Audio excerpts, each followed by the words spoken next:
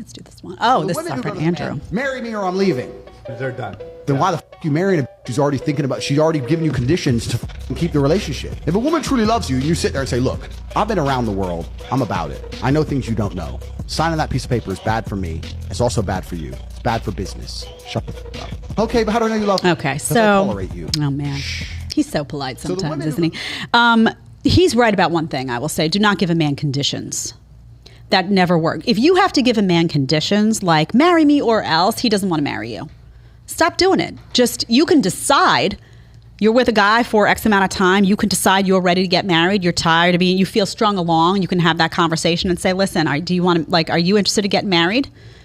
They say, no, I'm not ready or I'm not interested. You then have the power to say, well, I'm not going to sit here anymore. I'm going to go find somebody because this is what I want for my life. I want kids. I want direction. This is where I'm at now. If it's not going to be with you, end of story. But you don't try to make them feel bullied into it or pushed into it, because then you're going to wind up with a man who didn't want to marry you, didn't feel comfortable with it, and now feels like he does have a ball and chain, like he's trapped.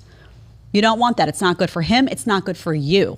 You'd be much happier with someone that felt ready and wanted to make that decision of their own volition because they wanted to genuinely marry you. That is where a happy union starts. You want it, he wants it, you both want it. Not one person feels pressured to do it. So Andrew's right about that. The whole I'm worldly, it's just, he is, but he's been around, he's got a lot of experience, but this whole I'm worldly and you're a simpleton act doesn't work for me. I know he's got his act going on and all that. That's not going to work for most women either. But what he says about signing that piece of paper is being bad for men and women, so we know that it's not. We just spent a whole show talking to you about the extraordinary benefits that marriage can have. We went through benefits for men, again, physically, mentally, financially, sexually, the deep, multifaceted benefits for men when it comes to marriage. Again, though, it seems like these guys always, it's like they're imagining worst case scenario all the time.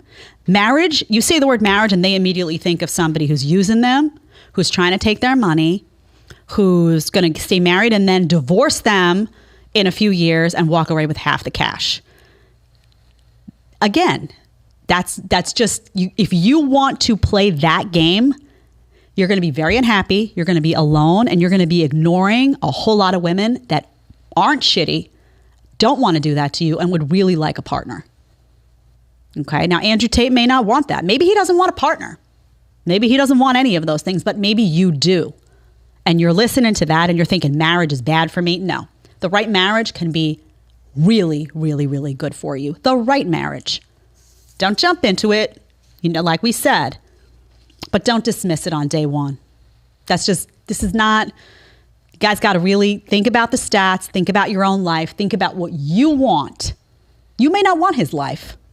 Maybe you do. Maybe you want to have a main and then have maybe you do. Think about that.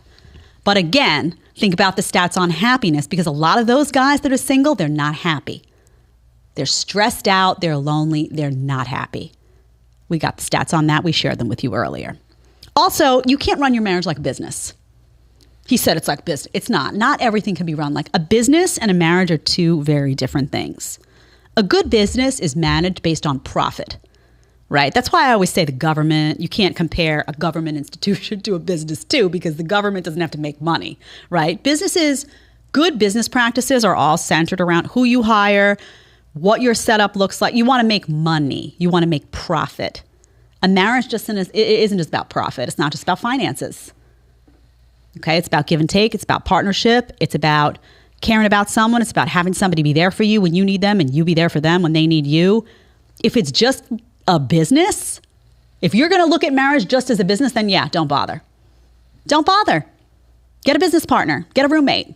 Get a roommate with a lot of money so you can get a nice pad. End of story. But think about what happens in a world where everybody started to look at the equation like that and saw marriage as a business. What would it look like? Not too appealing. Not too appealing. Think about kids. Where do they even, a marriage is like a business and then you bring kids into the world. Is that the picture? Is that the greeting card you want? Everybody looked at a greeting card when they were young and said, oh man, that looks so peaceful to me. A family, a dog running around. I think that makes a lot of people's endorphins run. That is a marriage that's not set up like a business. It's set up like a partnership. Know the difference, know what you want, and stop listening to advice that's not going to take you down a path to your own happiness. If you like the short clip, you can catch another one here, or you can catch the full episode right here.